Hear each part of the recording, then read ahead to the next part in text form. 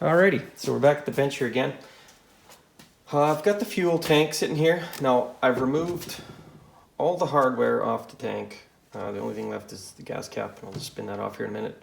What we're going to do is I'm going to demonstrate how you can refurbish one of these old nasty tanks. You get this calloused sun damage on your tank. Sometimes this is so deep that it kind of makes the coloration in the tank a little bit opaque or white, and no matter how much you remove, there's just no saving it. But on this particular tank, I did take some fine steel wool and I rubbed on that a little bit, and there is still pigment in the plastic, so I have high hopes that we can get this tank fairly good. So that's the first thing I'm going to do. I'm going to take steel wool, fine steel wool, because you don't want to use something that scratches too deep into the plastic because it's incredibly difficult to remove the scratches. But I'm going to use the fine steel wool. I'm going to take this down, get it off as best I can, and then we're going to move to a wet sanding process, and I'll detail that a little more as we go along. Okay, so I've got my fine steel wool here, just an old chunk I had laying around. I'm just going to show you a little bit of how you actually, do the actual sanding. So it's not a swirling motion or anything, just good long linear strokes. In some areas you have to get right in there and rub really hard. And just a warning, this does take a lot of time and effort. But again, if you use something too coarse to take it off, it ends up putting too deep of scratches in, and it really takes a lot of effort to get those out. You have to wet sand for days, basically. So this is how it goes here. You can see it's very slowly the color starting to come through, but it does take a truly large amount of effort to accomplish this. So I'm going to do the rest of that off camera, and we'll come back to you right away. Okay, after one seriously sore shoulder and a bunch of basically destroyed fine steel wool, we've got it what I would call okay. This tank, the damage is very deep, and there are some very deep scratches, but again, this project is just for using as a motocrosser to compete in the Vintage MX Alberta series. So we're still going to get it way better than this. The next step now is to begin wet sanding, and I like to use 4 grits of sandpaper. I start with 320, move to 400, 600, 800.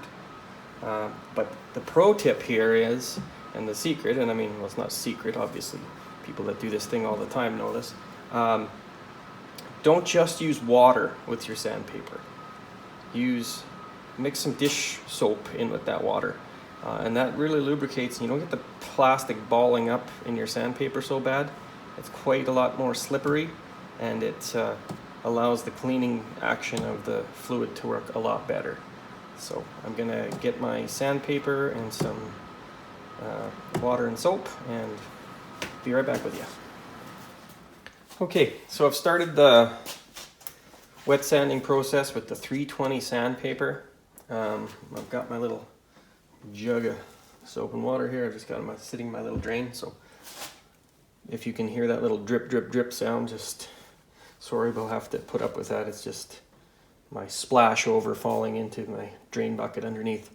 For this process, it's not a requirement to have a Mexican poncho to do your work on, although it does help quite a bit, just to protect your bench. Anyways, the process, you soak your 320 sandpaper, you lay it in there, and you just start working nice long lineal lines. Again, avoid the swirling pattern if you can. Some of the spots you gotta change angle, but if you swirl too much, you end up with little actual micro scratches in the plastic in that swirl pattern, and they're a little tougher to get out later on. But yeah, you just periodically dump your dunk your sandpaper in the water and clean her off and start again. And as you can see, it is already starting to clean up, but this is just a truly hateful process.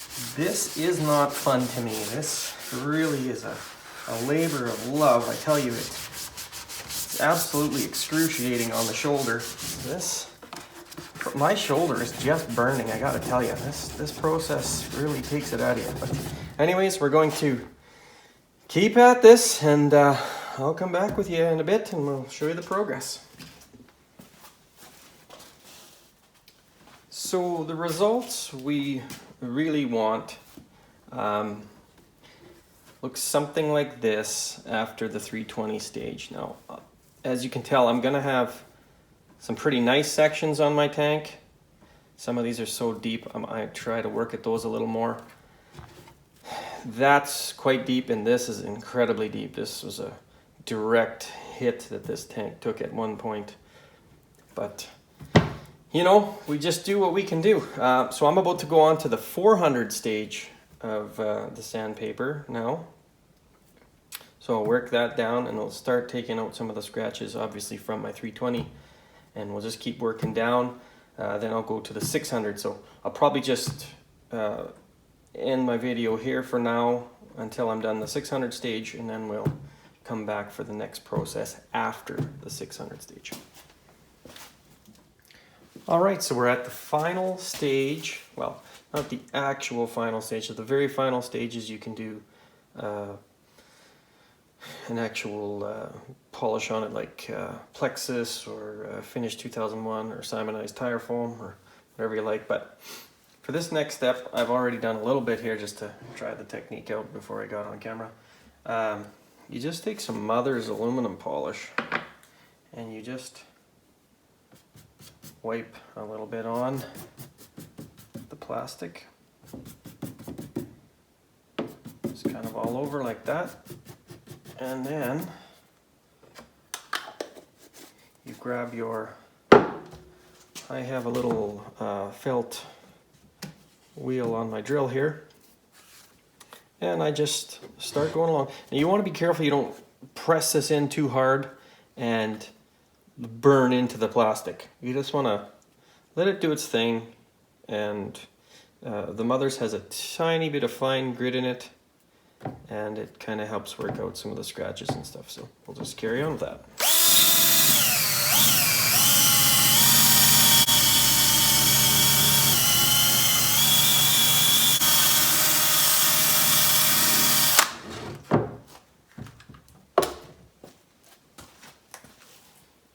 So after a bit of work with the drill and the little buffing wheel, then you just want to take a nice clean cotton cloth and you want to just buff out the plastic by hand. Nice circular pattern. And just at first a little bit firm maybe, but then,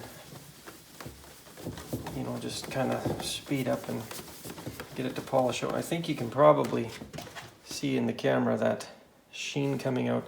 So it's still quite dull through here, but this corner is becoming shiny, and so is the top of the tank here.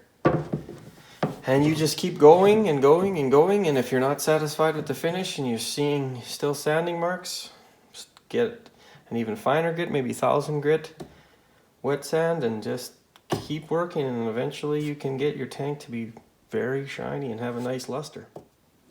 All right, so this is the results we're kind of looking for. The tank's pretty much finished. I'm going to do just a bit more polishing off camera, but turned out really nice. A far cry from where it was, that's for sure. And this is going to be a great tank for getting out and doing some motos with.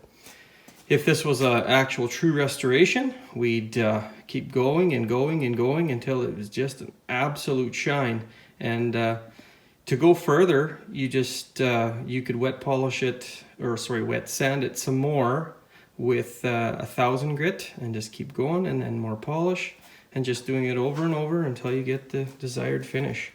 But the tank turned out really quite good. There's that one horrid deep cut in the tank that I can't do nothing about, but the decal will cover 85 to 90% of that, and that's gonna be, you know, what I'm gonna have to live with for my bike. So I hope you guys enjoyed the video, and if you can, please like, comment, and subscribe, and we appreciate you viewing our videos, and we will see you on the next one.